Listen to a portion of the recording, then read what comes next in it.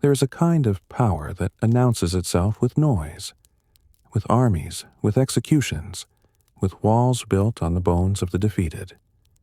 History is full of this kind of power. It is loud. It is visible. It leaves ruins behind it and calls those ruins glory. But there is another kind, quieter, slower, harder to build and far harder to understand. It does not announce itself. It accumulates. It does not destroy everything in its path. It selects. It does not humiliate when it could. It does not punish when punishment is not necessary. And because of that restraint, it endures far longer than the louder kind ever does. In the 12th century, the world that surrounded the Mediterranean was organized by conflict.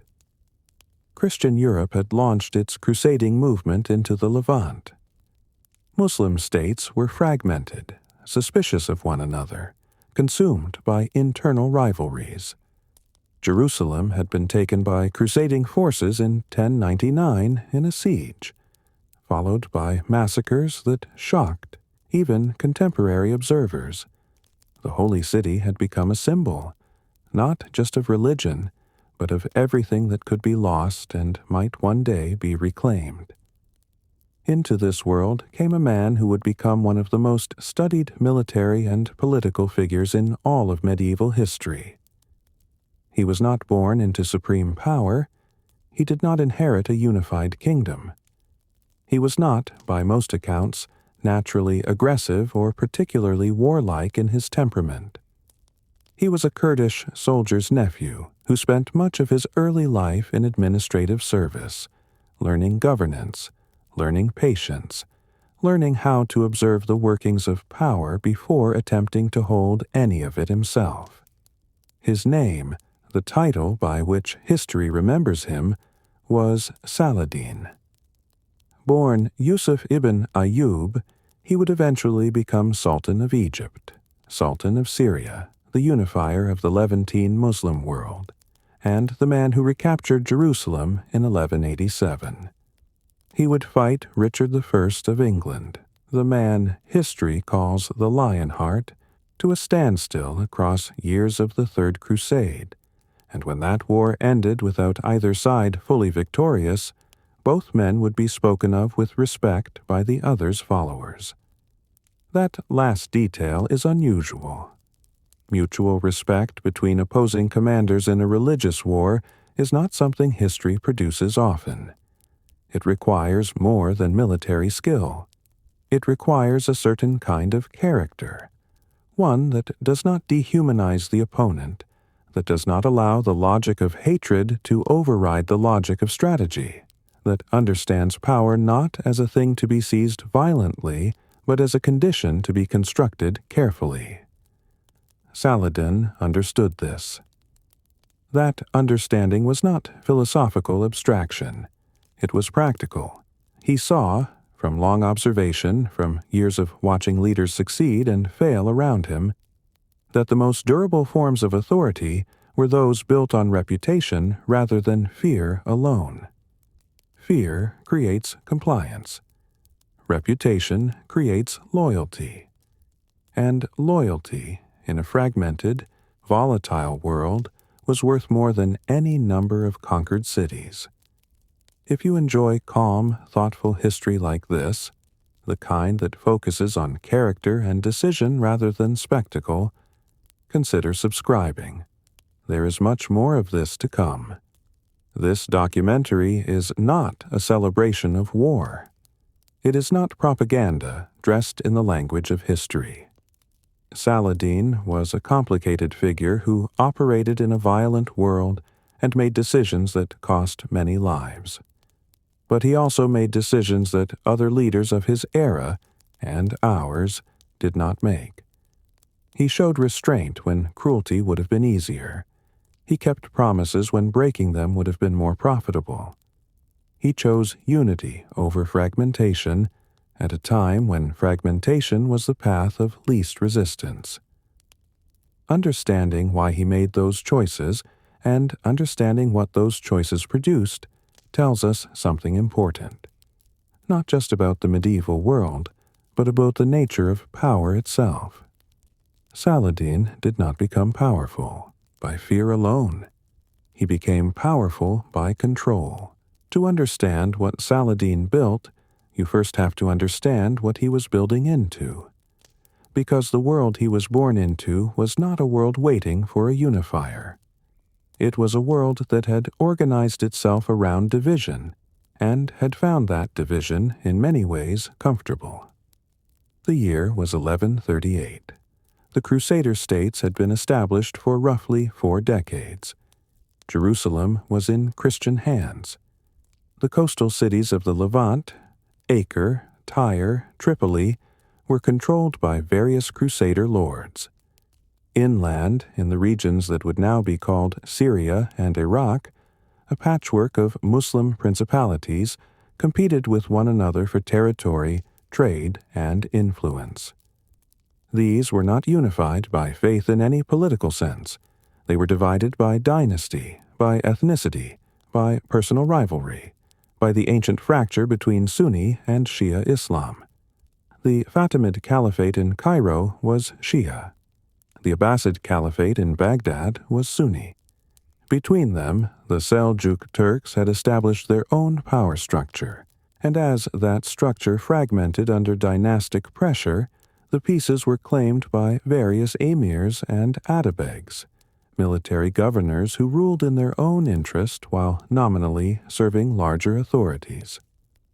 It was a world where authority was always contested, always conditional, always one military defeat away from collapse. The Crusader presence had not created this fragmentation. It had arrived into it, and in some ways had taken advantage of it. Crusader leaders negotiated separately with individual Muslim rulers. They formed alliances of convenience that cut across religious lines. At times, Muslim rulers allied with Crusader lords against other Muslim rulers. The political map was not a simple confrontation between 2 monolithic civilizations. It was a far more complex, far more local, far more pragmatic set of overlapping interests. This complexity is important because it explains why no single Muslim leader had managed, in those 4 decades since the First Crusade, to mount a unified response to the Crusader presence. It was not lack of military capability. Muslim armies were formidable. Individual commanders had won significant battles. The famous General Imad ad-Din Zengi, whose story connects directly to Saladin's, had recaptured Edessa from the Crusaders in 1144, an event that shocked Latin Europe into launching the Second Crusade. But even this success did not produce unity. Zengi's territories passed to his son Nur ad-Din, and Nur ad-Din would spend much of his reign attempting to consolidate control over Syria while also maintaining pressure on the Crusader states, 2 goals that were not always compatible. Nur ad-Din is a figure who deserves careful attention in any account of Saladin's rise, because Saladin would serve under him, learn from him, and ultimately, though the history here is diplomatically complicated, outlast him. Nur ad-Din was a serious, pious ruler who genuinely believed in the concept of jihad as organized, resistance to the Crusader presence. He was also a shrewd political operator who understood that religious ideology without political consolidation was ineffective. He worked to build a unified Syrian power base before confronting the Crusaders directly. But Nur ad-Din's domain was always fragile at its edges. Egypt, the Fatimid Caliphate, was a separate power entirely, and a significant one. Egypt controlled vast agricultural wealth through the Nile Valley, had access to Mediterranean trade, and commanded a substantial military force. Whoever controlled Egypt controlled the balance of power in the region. The Crusaders understood this.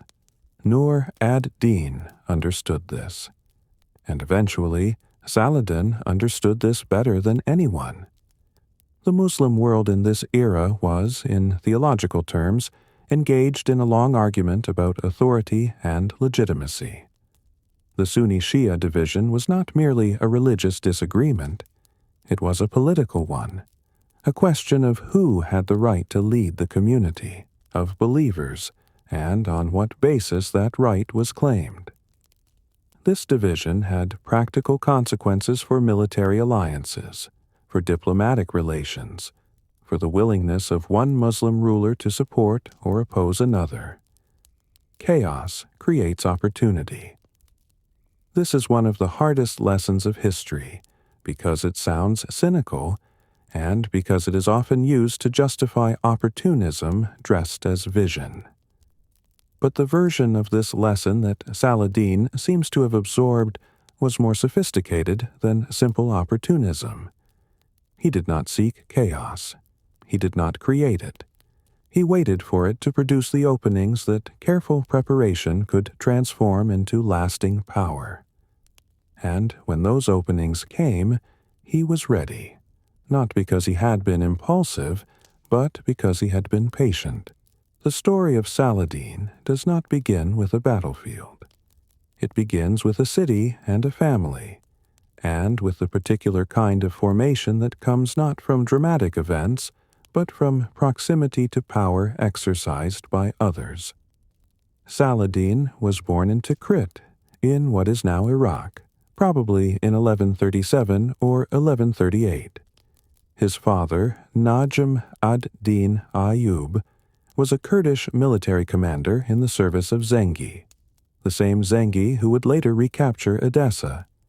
His uncle, Shirkuh, was also a military man, more aggressive, more ambitious in a conventional sense than Saladin would ever be described as being in his early years.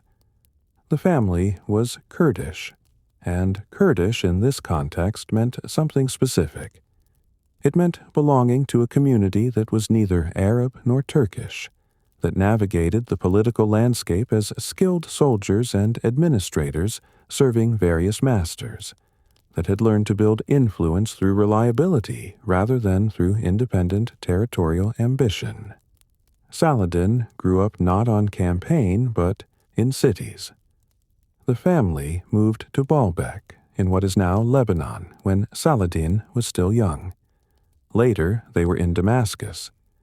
Damascus was one of the great cities of the medieval world, a center of trade, scholarship, religious life, and political intrigue. Growing up in Damascus meant growing up surrounded by the texture of complex governance, by men who understood the difference between military power and political authority, by the ongoing conversation of a sophisticated urban culture about religion, philosophy, and statecraft. We know relatively little about Saladin's actual childhood and adolescence. The sources that survive from this period are often celebratory, written by people in his court or by later admirers. And they tend to project backward onto the young Saladin the qualities that made him famous as an adult. This is a common problem in medieval biography. The biographers know how the story ends, and they arrange the early chapters to make that ending feel inevitable. What we can say with reasonable confidence is this: Saladin did not show early signs of being a military prodigy. He was not, as a young man, described as a fierce warrior or an aggressive commander. The accounts that do exist suggest a young man more interested in theology and administration than in battle. He studied religious law. He was known for a certain seriousness of character, for personal piety, for treating scholarship with genuine respect. These are not the typical qualities emphasized in accounts of famous medieval warriors. This matters because it shapes everything that comes after.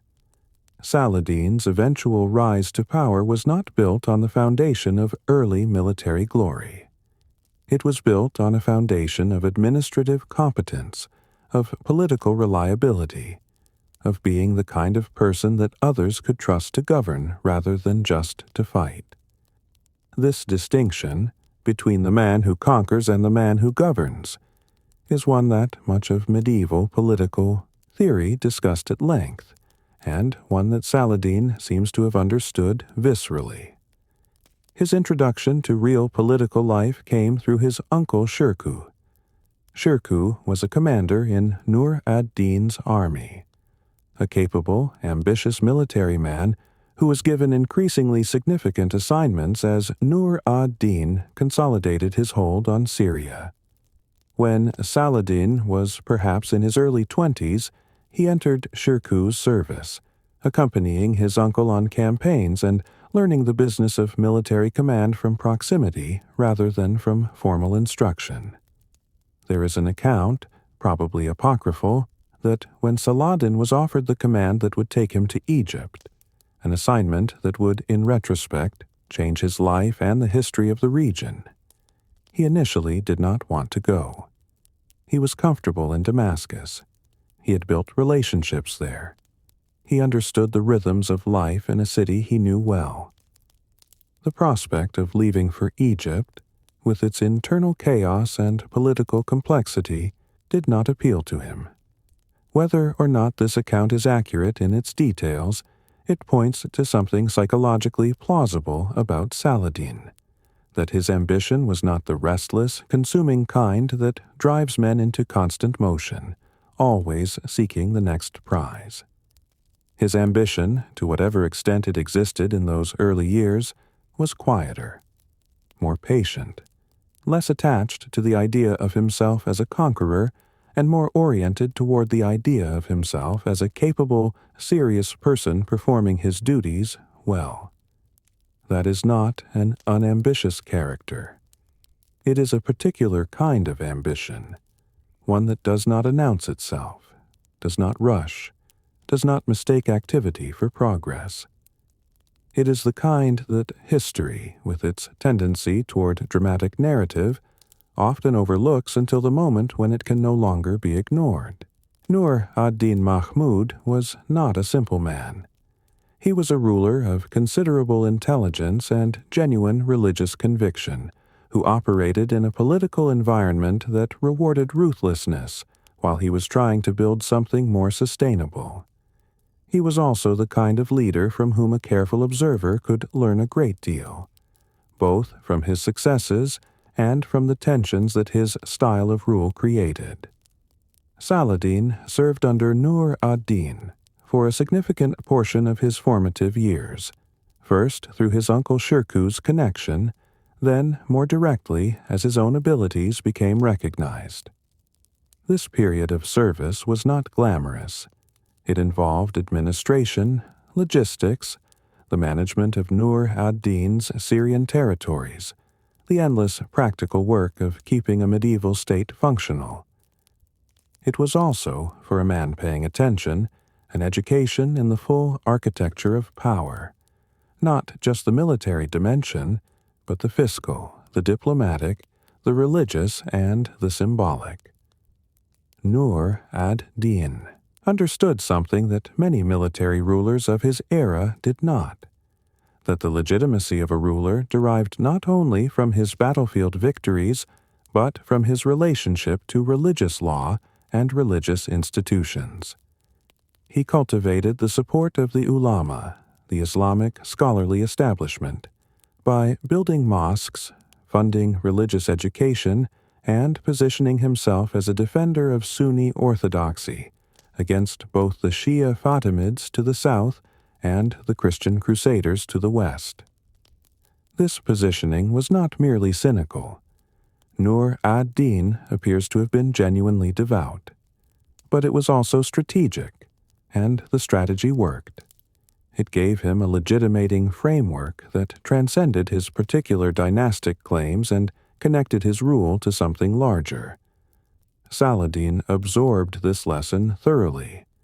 His own later career would show the same combination of genuine personal piety and careful political use of religious legitimacy.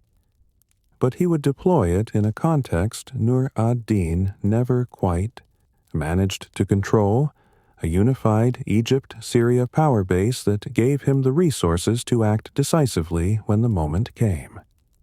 The relationship between Saladin and Nur ad-Din grew more complicated as Saladin's own power grew. This is almost always the case when a capable subordinate begins to develop an independent power base. The original patron becomes more cautious, more watchful, less certain of where loyalty ends and rivalry begins. Nur ad-Din, from his position in Damascus, grew increasingly concerned about Saladin's hold on Egypt, as it became clear that Saladin was not simply managing the territory on Nur ad-Din's behalf, but building something more personal. But Saladin was careful. He continued to send tribute to Nur ad-Din. He continued to mention Nur ad-Din's name in the Friday prayers, the central public acknowledgement of political authority in the Islamic world. He continued to frame himself as a loyal servant carrying out his master's wishes. Whether this was genuine, loyalty, strategic deference, or some combination of both is difficult to determine with certainty. What is clear is that he maintained the form of subordination while the substance of his independence grew. He did not act immediately. That was not his approach. He waited. He observed. He learned. And in doing so, he developed a quality that would define his entire career: the ability to tolerate the tension of an incomplete position without being driven by impatience into premature action. This is harder than it sounds.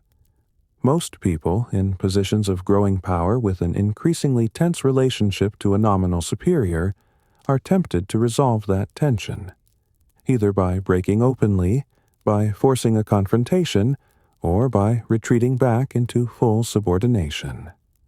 Saladin did neither. He held the tension. He managed it through the performance of loyalty and the reality of autonomy, and he held this uncomfortable position for years, until Nur ad-Din's death in 1174 resolved the question in the most final way possible. The years under Nur ad-Din were also years of watching military campaigns, observing how they were planned, how logistics were managed, how commanders responded to the unexpected. Saladin was present at enough campaigns to develop a sophisticated understanding of medieval warfare without being defined by it the way purely military figures were. He saw war as a tool of policy rather than as an end in itself. This perspective, uncommon among medieval rulers, would later lead him to make decisions that puzzled more conventionally minded contemporaries. Why make peace when you could press a victory? Why spare prisoners? Why offer terms to a garrison that might have been destroyed? The answers were always some version of the same calculation. That reputation, predictability, and the trust of potential allies and subjects were worth more than the immediate gains of maximum exploitation. That restraint, deployed consistently, built the kind of authority that sheer force never quite managed to secure. He was learning power, not the performance of it, the actual substance.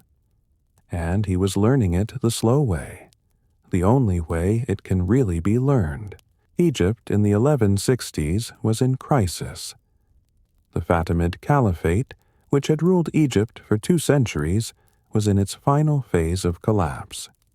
Its caliphs had become figureheads, real power contested between rival viziers who used military factions to advance their own positions while the institutional legitimacy of the caliphate slowly eroded around them.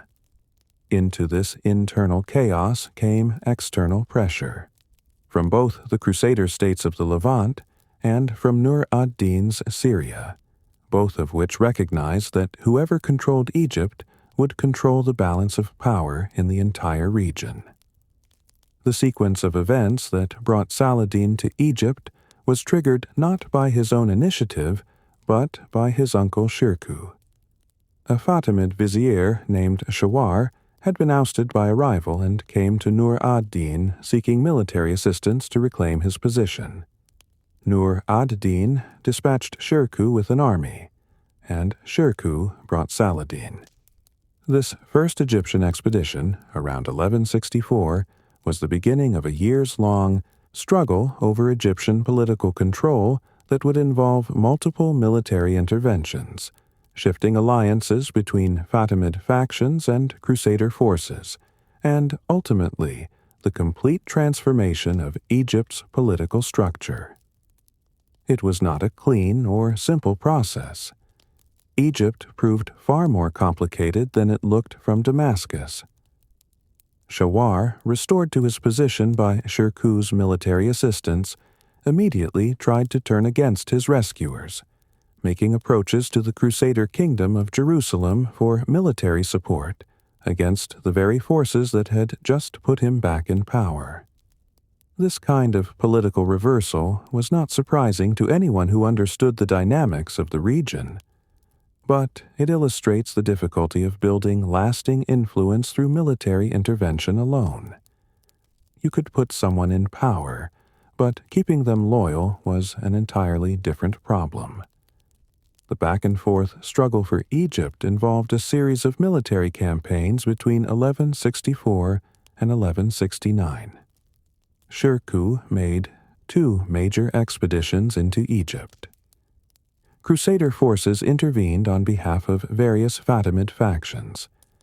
There were sieges and counter-sieges, political negotiations that fell apart, moments when the entire venture seemed on the verge of failing. Throughout this period, Saladin served as a commander under his uncle, gaining experience in Egyptian terrain, building relationships with Egyptian military and administrative figures, learning the internal politics of a state very different from the Syrian environment he had grown up in. His role was not yet the central one. He was competent, he was reliable, he was trusted by his uncle. But the decisive actor in this phase was Shirkuh. Saladin learned by observation and participation, not by leadership. This was still the formation phase, still the education, more complex and more demanding now, but still fundamentally about watching and absorbing rather than directing. Then, in 1169, the situation changed decisively.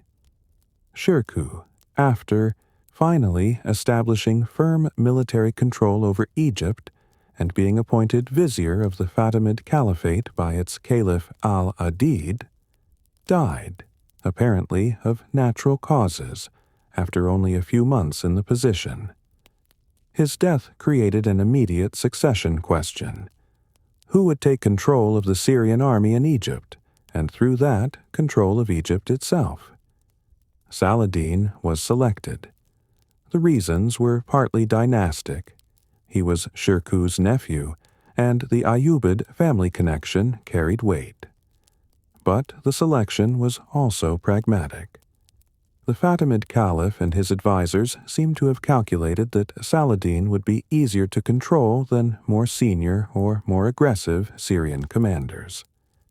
He was younger. He had been a subordinate rather than a principal.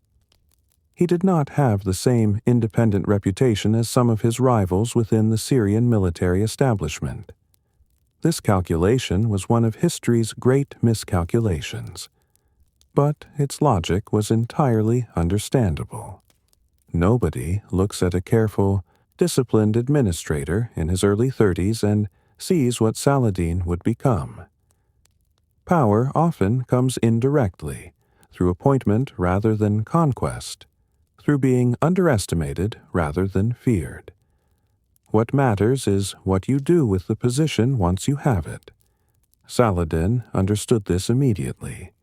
He did not make the mistake of moving too fast. He did not immediately challenge the Fatimid structures around him.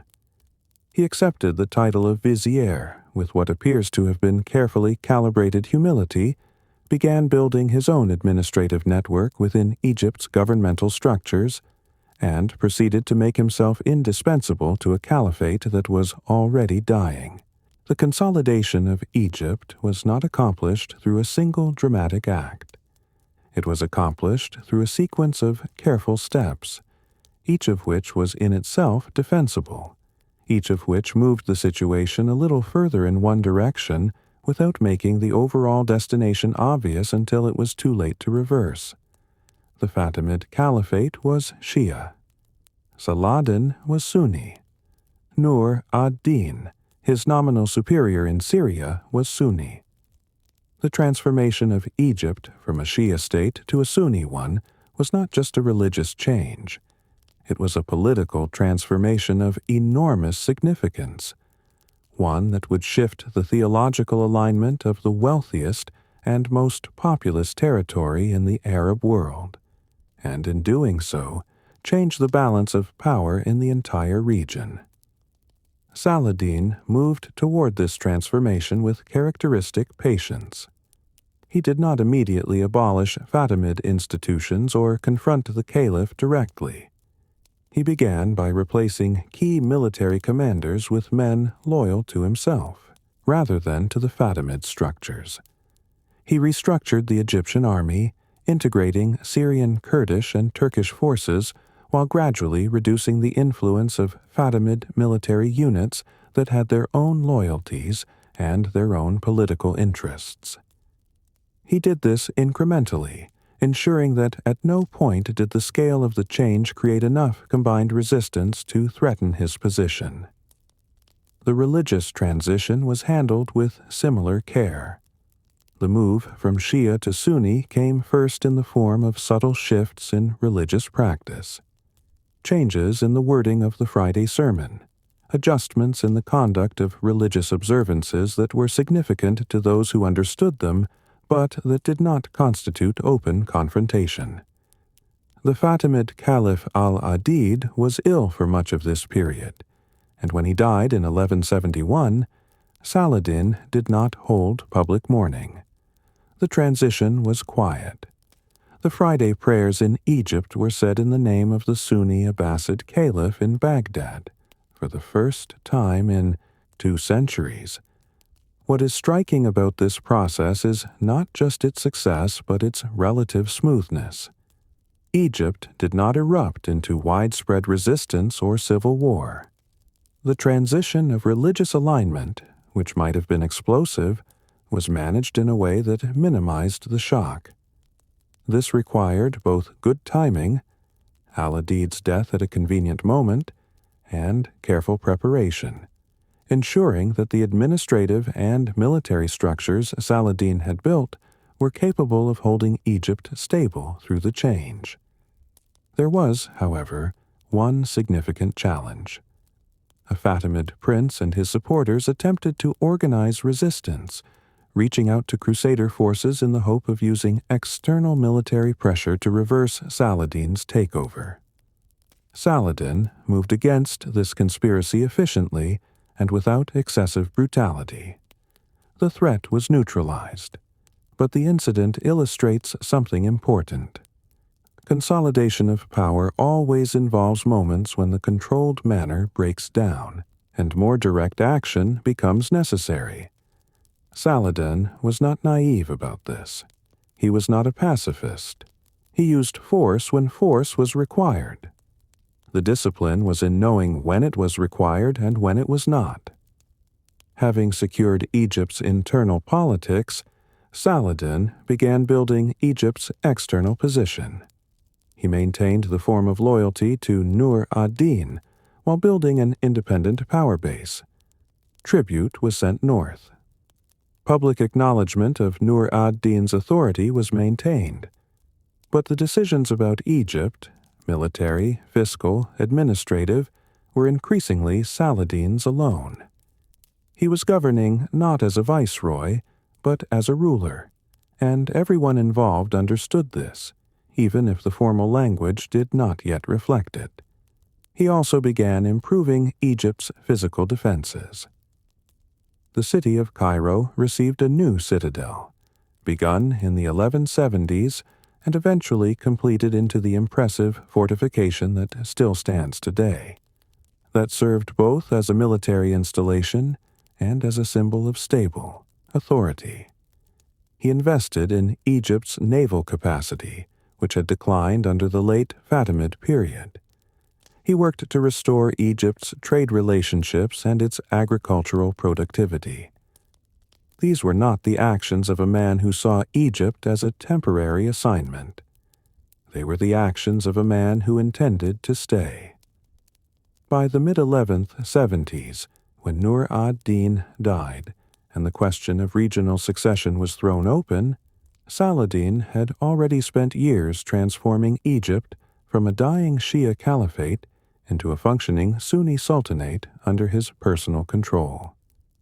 He had built administrative networks, military loyalty, and fiscal capacity. He had demonstrated to Egypt's population that his rule was stable, predictable, and not excessively harsh.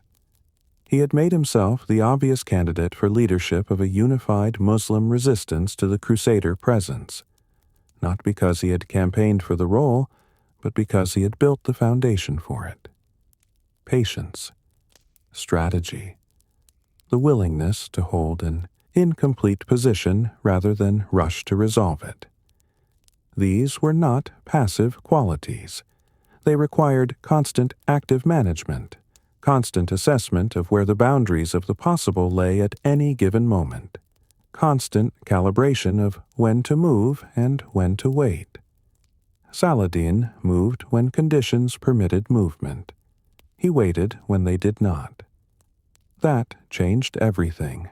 The death of Nur ad-Din in 1174 left Syria without a strong central authority for the first time in decades. His heir was a child. The various commanders and princes of his territories immediately began maneuvering for position, each calculating how the power vacuum might be filled to their advantage. The Crusader states watched carefully. The Muslim world watched carefully.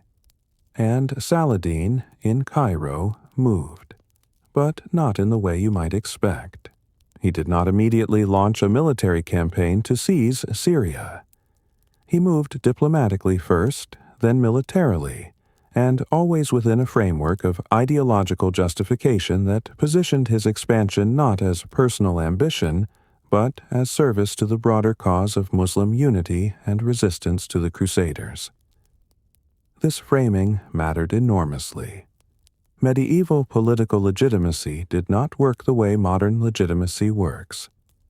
You could not simply be the most powerful actor and expect that to be sufficient justification for your authority. You needed a story, a narrative that connected your power to values and authorities that your subjects and rivals recognized as legitimate. For Saladin, that story was the jihad, the organized resistance to Crusader presence, and his positioning as the man uniquely capable of leading it effectively. He had carefully cultivated this positioning throughout his years in Egypt. His personal piety was genuine and was publicly visible. He maintained relationships with the major religious scholars of his era. He built mosques and religious institutions. He was known as a fair administrator who applied Islamic law consistently. All of this was not unrelated to his political ambitions. It created a reservoir of religious legitimacy that he could draw on when he made moves that were, in purely political terms, obviously self-serving. The unification of Syria under his control took years and involved a combination of military campaigns, strategic marriages, diplomatic pressure, and the patient accumulation of positions. He took Damascus. He took Aleppo, though this required more effort, as the city had its own tradition of independence and its own ruling family with their own legitimacy claims. He extended his influence into the Jazira region, the area between the Tigris and Euphrates. He made agreements with the princes of Mosul. None of this was clean. There were battles. There were sieges. There were political agreements that were later renegotiated or broken. The process of building a unified Muslim power structure in the Levant required navigating a landscape of competing interests, historical grievances, and personal ambitions that did not simply dissolve because Saladin had a compelling narrative and Egypt's resources behind him. Unity is harder than war. War has clear objectives and clear endings. Unity requires constant maintenance, constant negotiation, constant attention to the interests of the parties being unified. One of the most revealing aspects of Saladin's unification process is how he treated the rulers he displaced or subordinated. In general, he did not execute them. He did not humiliate them. He found ways to incorporate them into his structure, as subordinate rulers of their own regions, as military commanders in his army, as political figures who retained dignity if not independent power. This approach served multiple purposes simultaneously. It reduced the resistance he faced. Why fight to the death if defeat does not mean death? It built loyalty among the men he subordinated. Treated well, they had reason to serve him faithfully, and it contributed to his growing reputation for clemency, a reputation that would become one of his most powerful political assets. There were also the Crusader states to manage during this period. Saladin did not, as is sometimes suggested in simplified accounts, immediately turn to confronting the Crusaders once he had Egypt secured. He spent over a decade building the Muslim power structure before committing to direct confrontation. During this time, he maintained various truces and diplomatic relationships with the Crusader states. He was not passive. There were raids and counter-raids, skirmishes and small campaigns, the constant low-level friction of a frontier relationship between hostile powers. But he did not launch the major campaign until he had the preparation to sustain it. The process of building unity required him to be several things at once: a military commander credible enough that other commanders would accept his leadership, a religious figure legitimate enough that the scholarly establishment would endorse his authority, an administrator capable enough that Egypt and Syria functioned effectively under his control, and a diplomat flexible enough to manage the competing interests of a dozen different parties without losing the overall direction of his strategy. He managed all of these simultaneously. Not perfectly, no one does, but consistently enough that by the early 1180s, the unified Muslim power structure he had been building for a decade was real, functional, and capable of what came next. In the years between Saladin's consolidation of Egyptian and Syrian power and the decisive confrontation at Hattin in 1187, there was a long period of preparation that history tends to compress or skip over in the rush toward the dramatic events. But this period is essential to understanding why Hattin happened the way it did, and why the campaign that followed it succeeded. Preparation over impulse. This phrase, applied to Saladin, means something specific. It does not mean passive waiting. It means active preparation, building military capacity, studying the terrain, understanding the logistics of campaign in the region, analyzing the political dynamics of the Crusader states, looking for the moment when the balance of forces would be most favorable. The Crusader states were not, by the 1180s, in the confident position they had occupied earlier in the century. They were demographically thin, always short of manpower, always dependent on the trickle of reinforcements from Europe. Their nobility was politically fractious, divided by personal rivalries and genuine disagreements about strategy. The Kingdom of Jerusalem in particular was undergoing a prolonged succession crisis, as King Baldwin IV, the famous leper king, faced the challenge of ruling effectively while his illness progressively incapacitated him. The question of who would succeed him generated faction and conflict within the kingdom's leadership. Saladin watched this. He maintained intelligence networks in the Crusader territories. He understood, from observation and from the reports of his agents, that the internal tensions of the Kingdom of Jerusalem were a strategic factor he could wait for and then exploit. This is not cynicism. It is strategy.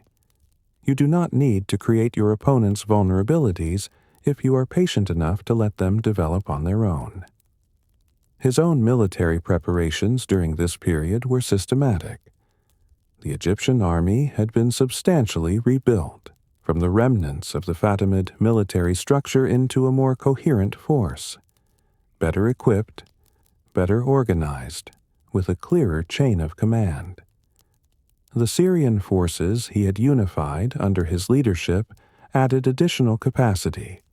He had also worked to improve the logistical infrastructure that large military campaigns require: the supply lines, the depots, the systems for moving and feeding large armies across difficult terrain. There were probing campaigns during this period, not full-scale invasions, but efforts to test the Crusader defenses, to occupy specific strategic positions, and to keep military pressure consistent enough that the Crusaders could never fully relax or redirect resources elsewhere. These campaigns served the dual purpose of maintaining military readiness among his own forces and gathering intelligence about the strengths and weaknesses of Crusader positions.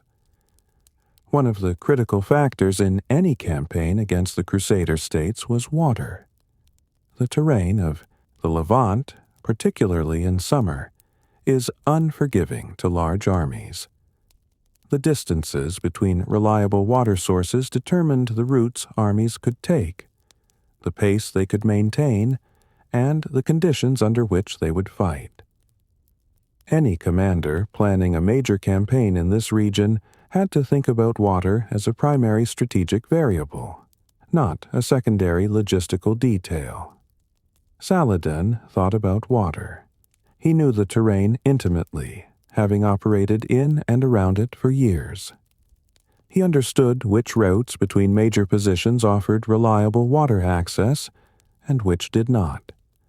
This understanding would prove decisive at Hattin, but it did not appear at Hattin out of nowhere. It was the product of years of careful attention to operational reality in a specific environment. There was also the question of timing. Saladin was aware that military campaigns against the Crusader states could not be indefinitely sustained. The logistics of maintaining large armies in the field were enormously expensive and logistically demanding. If you mobilized a great army and the campaign did not achieve its objectives quickly, the army would have to be dissolved and the opportunity would be lost. This meant that the campaign had to be decisive, and for it to be decisive, it had to be launched at the right moment, against a target that was both strategically important and militarily vulnerable. The right moment came, ultimately, not from Saladin's calculations alone, but from the actions of a Crusader lord named Renaud of Châtillon, whose repeated violations of existing truces, most dramatically an attack on a Muslim caravan in 1187, gave Saladin both the justification and the moment he had been preparing for. Renaud's actions were a gift. Not one Saladin had engineered, but one he was prepared to receive.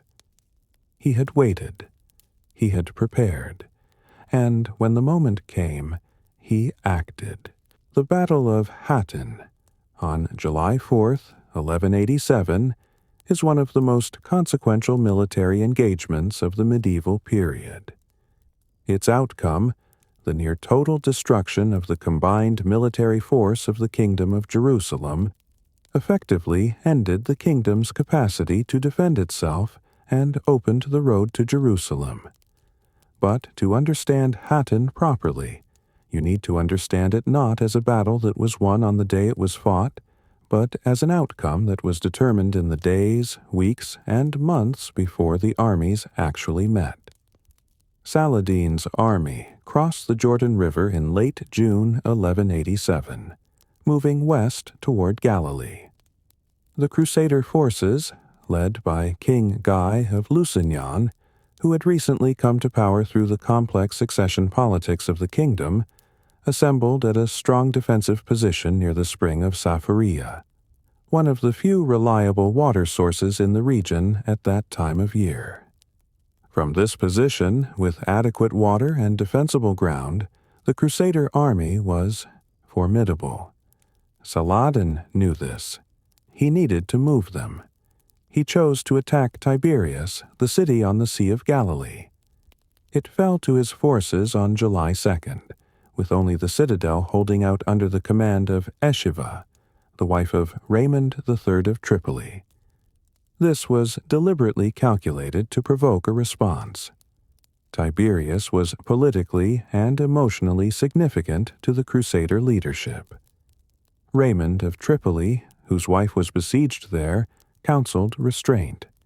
His view was that the army should stay at Saphoria, that Eschiva could hold the citadel, that advancing into Saladin's chosen terrain was exactly what Saladin wanted.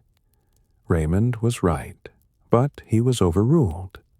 The political dynamics of the kingdom's leadership, the rivalries, the emotional pressure, the inability of King Guy to afford the appearance of abandoning a major lord's wife to capture, drove a decision to advance. The Crusader army left Saphoria on July 3rd and began moving toward Tiberias. What followed, across the afternoon and night of July 3rd and the morning of July 4th, was the systematic destruction of the Crusader army's fighting capacity before it even engaged in pitched battle. Muslim forces harassed the column continuously. The march through the arid terrain in high summer heat exhausted men and horses. Attempts to reach water were blocked. The rearguard came under heavy attack. By the morning of July 4th, the army had not reached Tiberias. It had not found water. It had been fighting for hours. It was heat-exhausted, harassed, partially disrupted. The battle itself, what we call the Battle of Hattin, fought on the volcanic horns that give the engagement its name, was the final stage of a process of attrition and positional manipulation that had been underway for 2 days. The Crusader cavalry made attempts to break through the encirclement. Some succeeded. Most did not. The infantry, the foundation of the army, collapsed, unable to continue in their condition. King Guy was captured. Reynald of Châtillon, whose actions had given Saladin the justification for the campaign, was executed. By Saladin personally, according to most accounts, on the explicit grounds of his treaty violations. The treatment of other prisoners is revealing. Most of the common soldiers and knights were ransomed or eventually released. The Hospitallers and Templars captured at Hattin were executed. Saladin offered religious scholars among his followers a choice to be executioners of the military orders, whose members had been particularly brutal in their own treatment of Muslim prisoners. This was calculated, specific, and different from indiscriminate massacre. Hattin was not a brilliant tactical maneuver in the conventional sense. It was not a clever battlefield innovation or a moment of inspired command under pressure. It was the culmination of strategic preparation, the right target, the right timing, the exploitation of the enemy's political dysfunction, the use of terrain and logistics as weapons. The battle itself was almost a formality. The outcome had been shaped long before the armies met. That is strategy. Not the execution of clever moves in the moment, but the construction of conditions in which the moment becomes almost inevitable. After Hattin, the road to Jerusalem was effectively open. The cities of the Levantine coast fell in rapid succession: Acre, Ascalon, Beirut, Sidon, Nazareth. Some surrendered without serious resistance. Their garrisons had been depleted at Hattin. Their leaders understood that the calculus had changed completely.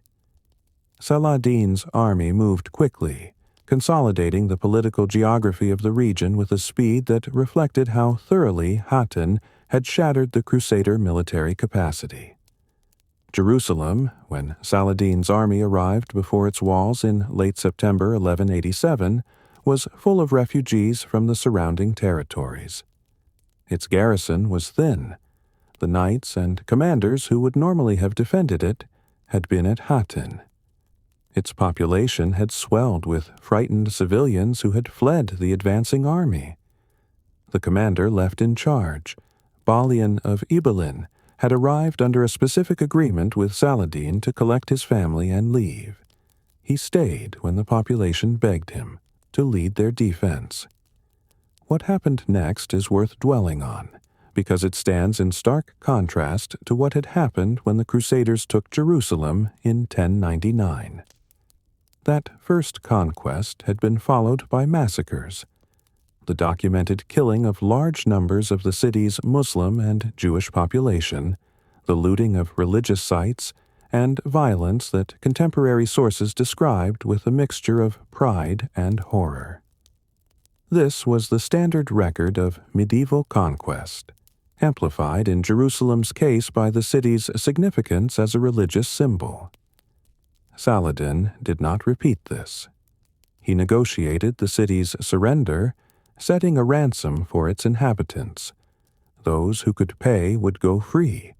Those who could not would be enslaved, as was standard practice. But the negotiation and its execution departed significantly from what could have been expected. Balian of Ibelin pointed out that there were many more inhabitants than could pay, and threatened to destroy the city and kill all Muslim prisoners inside the walls if no accommodation was reached. Saladin modified the terms. He accepted reduced ransoms. His brother Al-Adil paid the ransom for a substantial number of the poor. Saladin himself, according to multiple sources, released many people for nothing. The Christian holy sites were treated with deliberate respect. The Church of the Holy Sepulchre was closed initially, then reopened to Christian pilgrims. Eastern Christian communities, who were not crusaders and had lived in the city continuously, were explicitly protected. The ransomed population was allowed to leave peacefully, in organized columns with their movable possessions. There was no massacre, no general looting, no destruction. This was not inevitable. The city had been held by forces that had committed violence against Muslim populations. Saladin's own soldiers would have expected, as was standard practice, some opportunity for plunder. The decision to manage the surrender in the way it was managed was a choice, a deliberate one, with political calculation behind it, but also, by most accounts, genuine personal conviction. The contrast was noticed immediately. Christian sources, hostile to Saladin in general, nonetheless documented the difference between 1099 and 1187. The comparison became a persistent element of how Saladin was discussed in European Christendom, where it served different rhetorical purposes, sometimes as a criticism of Crusader behavior, sometimes as a kind of backhanded praise for the Muslim leader, sometimes as propaganda for the launching of a new crusade to reclaim what had been lost. But whatever the rhetorical use to which the comparison was put, the underlying facts were generally acknowledged. the recapture of 1187 was conducted differently from the conquest of 1099. Power with restraint. This was the demonstration, and it was not merely moral virtue, it was strategy. Cities that know their surrenders will be honored surrender. Cities that know no quarter is given fight to the last man. Saladin was moving through a landscape full of cities he would need to govern after taking them, full of populations that would need to accept his rule and go about their productive lives if his new order was to be financially and politically sustainable. Massacre is economically destructive. Mercy is economically productive. This is a brutal calculus, but an accurate one, and Saladin's behavior at Jerusalem and elsewhere reflects it. If you found this perspective useful, this focus on character and calculation rather than spectacle, subscribing helps you find more content like this. The recapture of Jerusalem sent shockwaves through Christian Europe. The Pope declared a new crusade. 3 of Europe's most powerful kings, Frederick Barbarossa of the Holy Roman Empire, Philip II of France, and Richard I of England, took the cross. The Third Crusade was coming, and Saladin would now have to demonstrate whether the qualities that had built his power could sustain it against a challenge of a different magnitude. The Third Crusade arrived in stages. Frederick Barbarossa drowned in a river in Anatolia before reaching the Levant, and much of his army dissolved. Philip II of France arrived and contributed to the siege of Acre, but left relatively quickly after internal political pressures called him home. Richard I of England, who would become Saladin's most significant opponent, arrived in 1191 with an experienced army, a formidable personal military reputation, and an energy that immediately changed the character of the campaign. Richard was everything that the word Lionheart implies: aggressive, physically fearless, tactically skilled, personally charismatic. He was also politically complicated, a difficult partner for his own allies and a relentless adversary for his enemies. His arrival shifted the momentum of the Third Crusade, and the period of operations between his forces and Saladin's from 1191 to the Treaty of 1192 represents one of medieval history's most studied military contests. The Siege of Acre, already underway when Richard arrived, concluded with the city's fall shortly after. What followed was one of the most controversial events of the entire campaign. Richard ordered the execution of several thousand Muslim prisoners, the garrison of Acre, whose ransom had been negotiated but not paid within the agreed time frame. Richard's stated justification was military necessity. He could not secure the prisoners while moving his army south, and he could not afford to leave forces behind to guard them. Saladin, watching from outside the city, was unable to prevent it. This event is often presented as simple brutality, but its strategic logic, however cold, was not irrational in the context of a rapid campaign where logistics and time were critical factors. What is more relevant here is how Saladin responded. He did not order immediate retaliatory massacres. He did not allow the event to drive him into emotional reaction that would compromise his strategic position. He maintained the overall direction of his campaign, adapting to the new reality of a more aggressive and capable opponent. The subsequent campaign, Richard's march south from Acre toward Jaffa, Saladin's efforts to disrupt it, the Battle of Arsuf, where Richard's disciplined march broke through Saladin's harassment tactics, showed both men operating at a high level of military competence. Saladin attempted to use the same harassment tactics that had been so effective in the campaign against the previous Crusader army. Richard had studied this and drilled his troops to maintain march discipline under precisely this kind of pressure.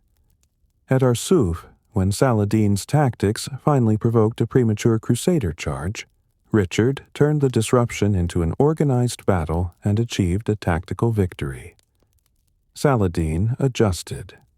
He did not pursue aggressive tactics that had been shown to fail. He shifted to a strategy of denying Richard strategic objectives, destroying the fortifications of Ascalon rather than letting them fall intact into Crusader hands, contesting supply lines, maintaining pressure without committing to pitched battles that might go wrong. The campaign became a prolonged strategic contest rather than a series of decisive engagements. There was also, remarkably, something else: communication. Saladin and Richard exchanged messages, gifts, and at times what reads almost like negotiation of personal respect through diplomatic intermediaries. Richard sent messages to Saladin's brother al-Adil about the possibility of peace. There were discussions of a proposed marriage arrangement. None of these negotiations produced an agreement, but they reflect something unusual about the relationship between the two commanders: a mutual recognition of capability that transcended the religious and political hostility between their causes. The Treaty of 1192 ended the Third Crusade without resolving the fundamental questions. Jerusalem remained in Muslim hands. The Crusaders retained a coastal strip, Acre, Jaffa, and the cities in between, and Christian pilgrims were to have access to Jerusalem. Neither side achieved its maximal objectives. Richard could not retake Jerusalem. Saladin could not drive the Crusaders from the coast. The result was a negotiated draw that both sides could live with, even if neither was fully satisfied. Richard sailed home. Saladin did not outlive the treaty by long. He died in Damascus in March 1193, a few months after the agreement was concluded. He was in his mid-50s, by medieval standards not especially old, but worn by decades of continuous campaigning, administration, and the relentless demands of maintaining a unified political structure that required his personal attention to hold together. When his treasurers counted his assets after his death, they found almost nothing. He had given away his personal wealth over the years in charity and in the payment of his soldiers. The Sultan of Egypt and Syria, the man who had recaptured Jerusalem, died leaving behind almost nothing of financial value, only the territories, the institutions, and the reputation. History produces many conquerors. The shelves of any library devoted to medieval history are crowded with men who built empires through force, who won battles through courage and tactical skill, who held territories through the threat of violence and the reality of punishment. What history produces far less often is the ruler who builds lasting authority, the kind that survives past the individual's death, that generates genuine loyalty rather than mere compliance, that leaves behind something more than ruins and resentment. Saladin's reputation, the specific character of it, the fact that it crossed religious and cultural lines to become a subject of admiration and study in medieval Christian Europe as well as in the Muslim world, was not accidental. It was the product of a consistent pattern of behavior over decades, a pattern that reflected genuine values, but also genuine strategic calculation about what kind of authority was most durable. His personal reputation for generosity was documented by multiple sources from his own court and from his opponents. He was known to give away wealth faster than his treasurers could accumulate it. His secretaries recorded instances where petitioners arrived seeking financial help, and Saladin gave so freely that he was left without resources for his own immediate needs. this was not purely altruism. Generosity in the medieval Islamic world was a recognized form of political authority, a demonstration of power through the ability to give rather than merely to take. But the consistency and the personal character of his generosity suggest something beyond mere calculation. His reputation for keeping his word was equally significant. Medieval political life was full of broken promises, renegotiated agreements, oaths that were abandoned when inconvenient. Saladin was not perfect in this regard. No ruler operating in that environment could be. But he had a documented pattern of honoring agreements even when breaking them would have been advantageous, and this pattern created a kind of predictability that was itself politically valuable. His opponents in negotiation knew that an agreement with Saladin was worth something. That knowledge shaped how they negotiated with him. His treatment of defeated enemies has been discussed throughout this documentary, but it bears emphasis here because it was so consistent. From the surrender of Jerusalem to the treatment of Crusader prisoners to his behavior toward Muslim rivals he had defeated, Saladin repeatedly chose incorporation over extermination, clemency over vindictiveness. This was not weakness. It was a calculated understanding of the long-term costs of unnecessary brutality. A ruler who kills or humiliates everyone he defeats has fewer allies and more determined enemies. A ruler who treats the defeated generously has more potential allies and enemies who know that defeat is survivable. His administrative style was characterized by personal accessibility. He was known for holding court that was genuinely open, for listening to petitions from ordinary people, for being approachable in a way that many rulers of his era were not. This accessibility was not naivety. He had advisors and secretaries and the administrative machinery of a large state. But the personal dimension of it was real, and it contributed to a kind of legitimacy that could not be manufactured through institutional structures alone. His religious practice was genuine and personal, not purely political performance. He fasted, prayed, maintained religious observances consistently. He engaged with Islamic scholarship and treated scholars with real respect. He funded religious institutions and education throughout his territories. This combination of personal piety and support for religious institutions gave him a kind of legitimacy in the eyes of the scholarly establishment and the broader Muslim public that no amount of military victory alone could have produced. He was also, by all accounts, a man of relatively simple personal tastes. He did not accumulate the lavish personal possessions or build the elaborate personal entertainment structures that characterized some rulers of comparable power. His courts were known for their intellectual quality, for the scholars, poets, and administrators who gathered there, rather than for opulent display. This quality of personal simplicity, combined with extraordinary generosity toward others, created a character portrait that struck contemporaries as unusual and admirable. None of this should be romanticized. Saladin operated in a violent world and employed violence as a tool of power when he judged it necessary. He made political calculations that cost lives. His campaigns caused suffering on a large scale. His treatment of enemies, while notably more restrained than many of his contemporaries, was not by modern standards humane. He was a medieval ruler, operating within a medieval set of values and constraints. But within that context, the consistent pattern of behavior, the restraint, the generosity, the discipline, the strategic patience, the respect for opponents, the careful management of reputation, stands out. It stands out because it worked. Not just in the short term, not just in the winning of battles and the taking of cities, but in the construction of a legacy that outlasted his lifetime by centuries.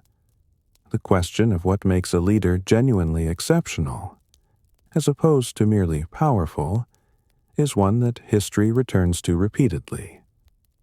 Saladin's answer, expressed through decades of behavior rather than through any written statement of principle, seems to have been this: that genuine authority comes from being trusted, and trust comes from being consistently who you say you are over a long period of time, regardless of whether that consistency is convenient in any given moment.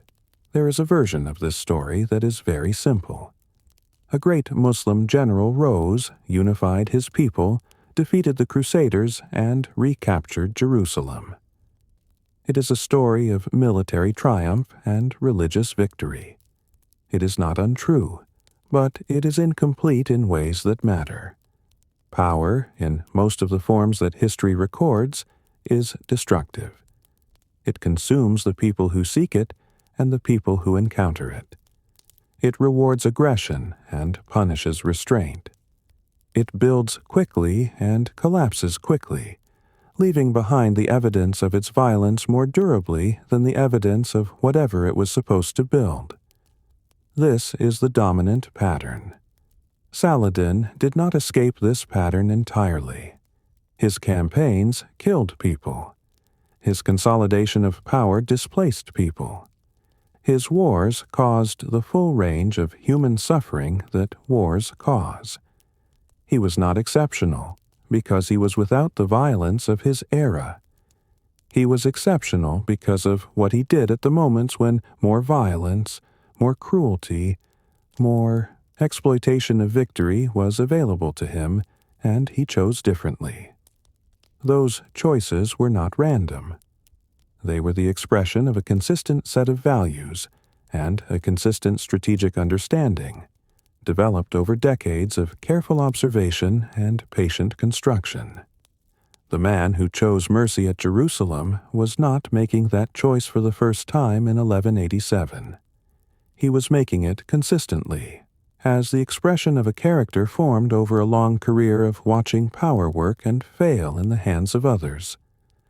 What history preserves of Saladin is not primarily his military campaigns, though those are documented in detail. It is the character that the campaigns expressed, the calm in crisis, the generosity when hoarding would have been easier, the patience when impatience would have been understandable, the respect for opponents who had no obvious claim on his respect, the consistency between what he said and what he did. These qualities did not make him invincible. He did not drive the Crusaders into the sea. The Third Crusade restored a Crusader presence on the coast that would persist for another century. His unified Muslim state fragmented after his death, as his sons and brothers divided his territories according to the family politics that followed any powerful leader's passing.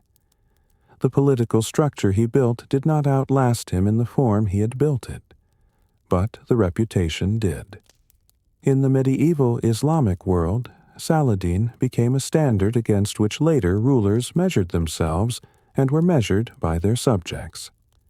In Christian Europe, where he remained the enemy, the man who had taken Jerusalem, the obstacle to crusading success, he nonetheless accumulated a body of admiring commentary that was unusual for a military opponent, and frankly remarkable for a Muslim ruler in Christian eyes. Stories circulated in Europe about his justice, his generosity, his chivalry, his personal qualities. Some of these stories were invented or embellished. But the consistency of the narrative, the persistent image of a Muslim ruler who embodied virtues that European chivalric culture claimed as its own, reflects something real about the impression his actual behavior had made. Dante, writing in the early 14th century, placed Saladin in the first circle of hell. Limbo, the place for virtuous non-Christians. not the lower circles of punishment, not the circles reserved for violence or treachery, the first circle, the place where Dante's pagan and pre-Christian heroes, Aristotle, Homer, Caesar, Socrates, resided. Whatever theological logic governed this placement, the categorization is striking. For Dante, writing more than a century after Saladin's death, in a Europe that had been in persistent religious conflict with the Islamic world, Saladin was among the virtuous. That is a remarkable legacy. It was built, piece by piece, over a lifetime of decisions that prioritized control over impulse, reputation over expediency, the long-term over the immediate. It was built by a man who understood, earlier and more thoroughly than most leaders of any era, that the most durable power is not the power that crushes everything in its path, but the power that chooses at each moment what is worth crushing and what is worth preserving. Power often destroys itself. It expands, overreaches, generates the resistance that eventually undoes it. This is the common fate. But occasionally, in the career of a particular individual in particular circumstances, something different emerges. A form of authority that is self-aware enough about its own limits, disciplined enough in its exercise, restrained enough in its ambition that it leaves behind something more than the wreckage of its own excess. Saladin left behind a reputation, across religious lines and across centuries, across the specific political circumstances of the 12th century Levant and into something more durable. The persistent human recognition that certain qualities of leadership, certain ways of holding power, are simply admirable regardless of which side of a conflict you are on. He built that recognition the same way he built everything else, slowly, consistently, without rushing to the conclusion, by being the same person in public and in private, in victory and in difficulty, at the moments when it cost something to be who he was. Saladin did not become legendary by conquest alone. He became legendary by how he chose to use it.